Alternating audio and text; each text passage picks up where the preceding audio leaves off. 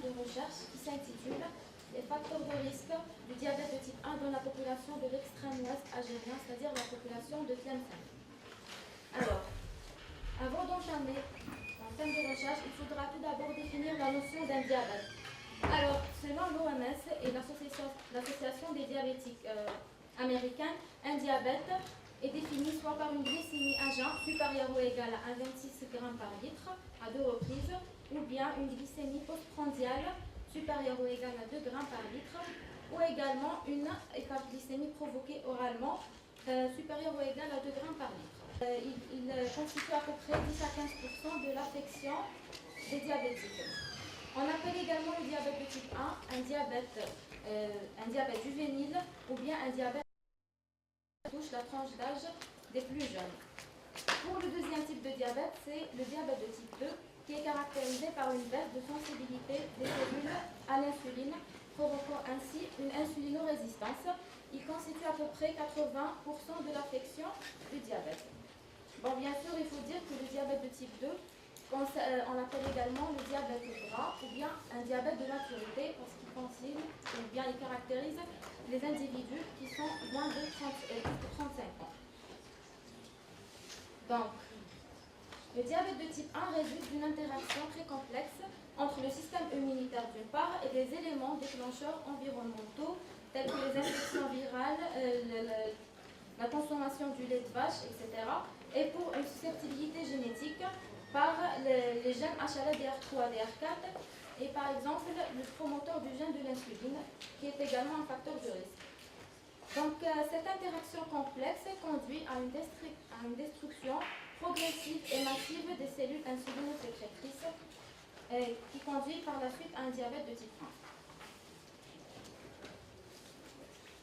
Bien sûr qu'il faudra dire que le diabète de type 1 constitue un fardeau économique très très coûteux, surtout pour ses complications qui sont multiples.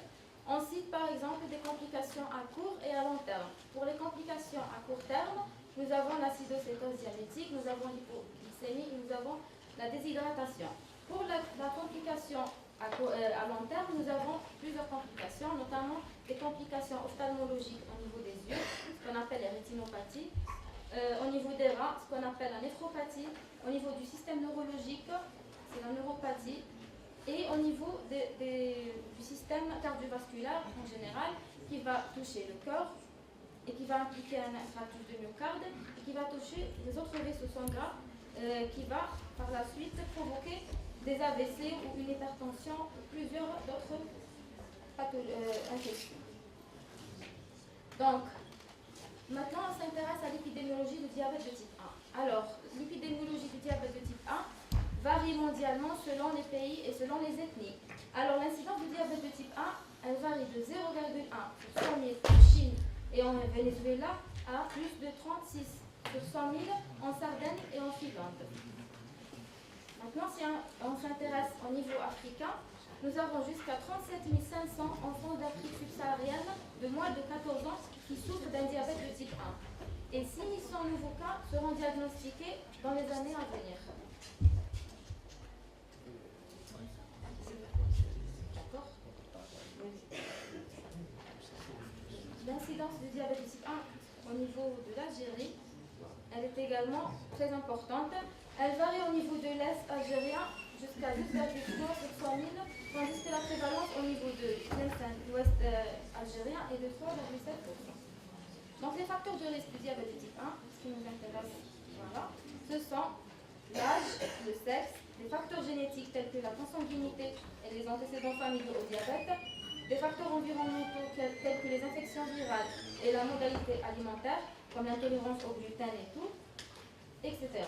Pour l'objectif de notre étude, c'est de déterminer les facteurs de risque réels pouvant engendrer le diabète de type 1 dans la population et les symptômes extrêmement stagiaires.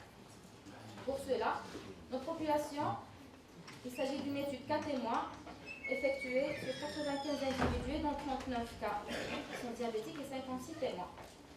Par la suite, un questionnaire a été établi et une analyse statistique a été faite.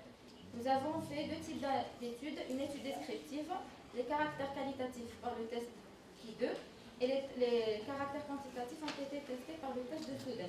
Après, par la suite, nous avons entrepris une étude analytique qui est une régression logistique binaire dans le but de répertorier ou de situer les caractéristiques qui sont liées directement au diabète de type 1. Alors, pour les données descriptives de notre population, ce qui concerne le facteur de risque âge, on remarque que plus que la moitié des diabétiques, c'est-à-dire 51,8%, se situent à l'intervalle entre 10 et 14 ans. C'est-à-dire que cet intervalle soit l'intervalle où la prévalence du diabète de type 1 est vraiment augmentée. Pour le sexe, on dénote une prédominance légère au niveau du sexe masculin comparé au sexe féminin. Maintenant, on revient à notre régression logistique binaire. Alors, la régression logistique binaire a été faite par le logiciel Minitab. Les variables qui sont en rouge, ce sont les variables qu'on a trouvées comme étant des variables comme des facteurs de risque pour le diabète de type 1, notamment la consanguinité, les antécédents familiaux du diabète de type 1 et 2 et l'infection virale, surtout par la varicelle. Donc, le modèle logistique retient les variables suivantes. La consanguinité, on remarque que les individus issus d'un mariage consanguin sont 13 fois plus exposés à développer la condition comparée à la population générale. Nos études rejoignent une autre étude, plusieurs études menées par Mme Dali Sahi au niveau de Tlemcen également. Et par contre, d'autres études ne vont pas confirmer vraiment l'effet de la consanguinité sur l'implication ou bien sur la susceptibilité au diabète de type 1. Également, pour les antécédents familiaux de type 1 et de type 2, on remarque que ces derniers, ce sont un facteur de risque prépondérant dans l'intervention de la susceptibilité au diabète de type 1. La régression, également, elle met en évidence l'implication de la varicelle dans le développement d'un diabète de type 1 avec une significativité très importante.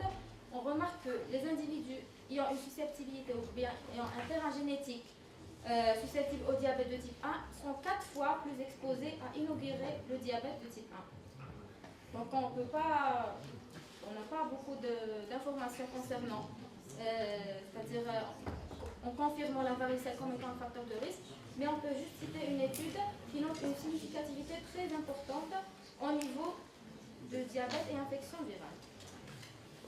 Alors, en conclusion, cette étude a permis d'établir le profil des sujets à haut risque dans le développement de diabète de type 1 dans notre population à l'extrême algérien.